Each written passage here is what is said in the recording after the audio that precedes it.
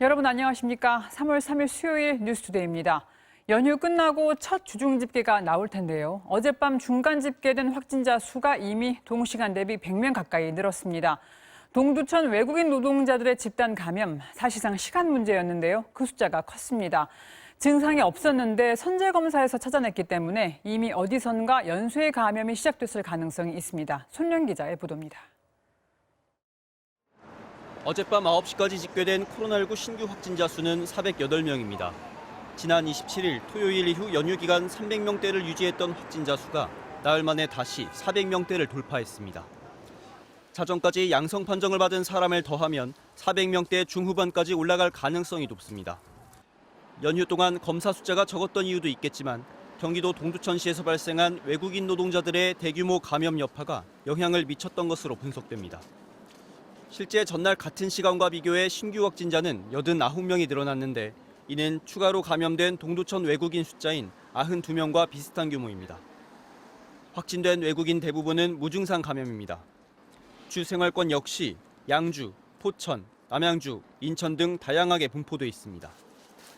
앞서 발생했던 남양주 외국인 노동자 집단 감염 사례처럼 외국인 노동자 사이에서의 추가 감염 가능성과 함께 지역사회 전파 우려도 있다는 겁니다. 전이에 대한 검사도 시작할 예정입니다. 몇 개 사업장인지 여부는 조사 중인 사항입니다. 동두천시는 관내 외국인 4,000명에 대한 전수검사와 함께 어제 예정이었던 유치원과 초중고교 38곳의 개학을 이틀 연기했습니다. 충북 진천에 위치한 닭공장에서도 13명이 추가로 확진 판정을 받았는데 이 중 외국인 노동자가 12명으로 확인됐습니다. 방역 당국은 공장 직원 620명과 외주업체 직원 80명에 대해서도 전수검사에 나서 관련 확진자는 더 늘어날 것으로 보입니다. 윤 총장의 작심 발언에 청와대는 절차에 따라 차분히 의견을 개진하라는 입장을 내놨습니다. 여당 역시 임기 4개월 남은 총장의 발언이라면서 평가절하했습니다. 조국현 기자입니다. 윤석열 검찰총장의 작심 발언에 대해 청와대는 비교적 차분한 입장을 내놨습니다. 청와대 핵심 관계자는 국회가 검찰 개혁에 대한 국민 의견을 종합해 입법권을 행사할 거라며 검찰은 국회를 존중해서 정해진 절차에 따라 차분히 의견을 개진해야 한다고 했습니다. 한 청와대 관계자는 중대범죄수사청은 논의의 시작 단계인데 윤 총장이 과잉 반발하는 게 조급해 보인다고 내부 분위기를 전했습니다. 논의를 주도하고 있는 민주당 역시 임기 4개월 남은 검찰총장의 발언이라고 평가절하하면서 개의치 않겠다는 반응을 보였습니다. 임기를 4개월 남겨두고서 하신 말씀이고요. 검찰총장님의 말씀으로 보고 저희 국회의 역할은 충실히 진행할 겁니다. 민주당 고위 관계자는 중대범죄수사청 법안은 의견 수렴이 필요해 3월 중에 발의하지 않을 수도 있다고 말해 윤 총장과 당장 충돌할 일도 아님을 시사했습니다. 반면 국민의힘은 윤 총장을 적극 옹호했습니다. 수사의 칼날이 자신들을 향하니까 검찰총장을 쫓아내려고 안간 힘을 쓰고 그래도 역부족이니까 검찰을 폐지하고 중대범죄수사청을 만들어서 야당의 지원 사격에도 청와대와 여당은 이른바 추윤 갈등과 같은 불필요한 충돌은 삼가겠다는 의지가 강해 윤 총장의 반발이 정부와의 확전으로 이어질 가능성은 일단 낮아 보입니다. MBC 뉴스 조국현입니다. 더불어민주당이 검찰의 수사권을 완전히 뺏도록 하는 내용의 이른바 검찰개혁 2단계를 추진하고 있습니다. 윤석열 검찰총장이 졸속 입법이다, 100번이라도 직을 걸고 막겠다면서 공개적으로 반발하고 있습니다. 양소연 기자입니다. 여권이 추진 중인 검찰개혁 2단계의 핵심은 수사와 기소의 분리입니다. 검찰의 6대 중대범죄 수사를 별도의 수사청에 맡기고 현 검찰은 재판에 넘길 권한만 갖는 공소청으로 개편한다는 겁니다. 그간 검찰 내 반발 기류에도 침묵을 지켰던 윤석열 검찰총장이 이례적인 공개 반발에 나섰습니다.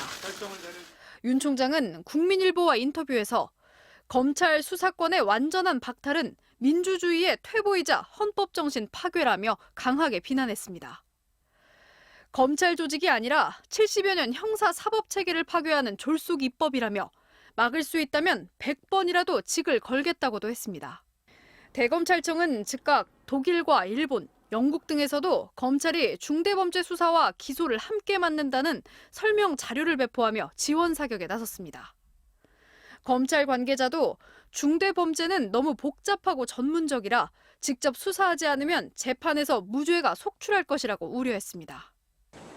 박범계 법무장관은 검찰 내부에 수사, 기소 분리 등 아직 여러 방안이 거론되고 있다며 검찰 구성원들의 걱정을 잘 이해한다고 진화에 나섰습니다.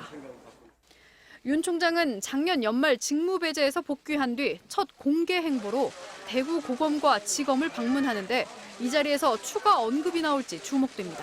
MBC 뉴스 양소연입니다.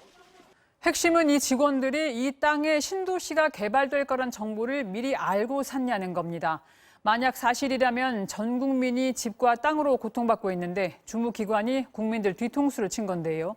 필지를 무작위로 조사해서 나온 게 이 정도라 규모가 어느 정도인지 내부자들이 내부 정보를 이용한 건지 국토부가 전수조사에 들어갔습니다. 이어서 이준희 기자입니다.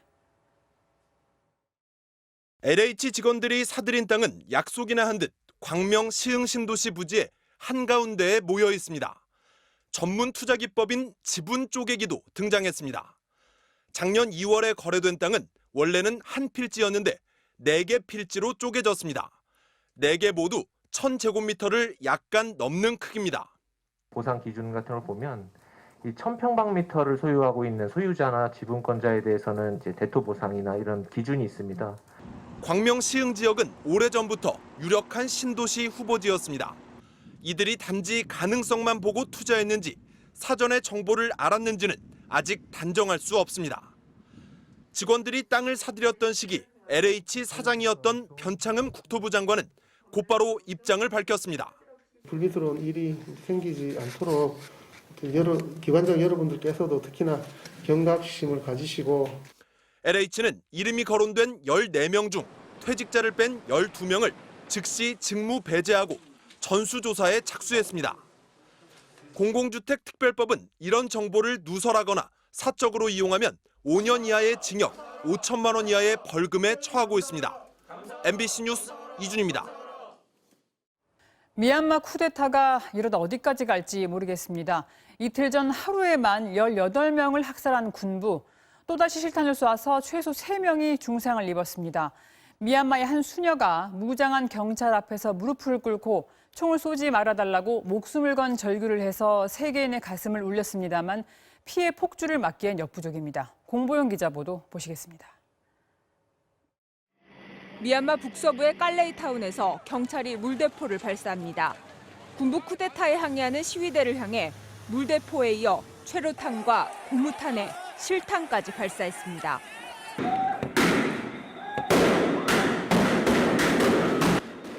가량 다쳤고 실탄에 맞은 3명은 위독한 것으로 알려졌습니다. 실탄 발포는 최소 18명이 숨지고 30명이 다친 이른바 피해 일요일 이후 이틀 만입니다. 미얀마 최대 도시 양곤과 제2도시 만달레이 등에서도 대규모 쿠데타 항의 시위가 계속됐고 강경 진압도 이어지고 있습니다. 민간인에게 총을 쏘지 말아달라며 홀로 경찰 병력과 맞섰던 한 수녀의 모습. 두 손을 든 채 울부짖기도 하고 도로 한복판에서 무릎을 꿇기도 했습니다. 이 사진들이 이탈리아 매체에 잇따라 실렸고 유럽 사람들의 심금을 울리고 있다고 현지 언론들은 전했습니다. 누따응 수녀의 간절함에도 불구하고 부상자는 속출하고 있고 곳곳에서 장례식이 열리고 있습니다. 이런 가운데 미얀마 쿠데타 사태를 논의하기 위해 어제 화상으로 열린 아세안 외교장관 회의에서 구금 중인 아웅산 수치 국가고문을 석방하라는 목소리가 잇따라 터져나왔습니다. 미얀마를 포함해 10개국으로 구성된 아세안의 내정 불간섭 원칙을 사실상 깨는 것이어서 미얀마 군정의 대응이 주목됩니다. MBC 뉴스 공보영입니다.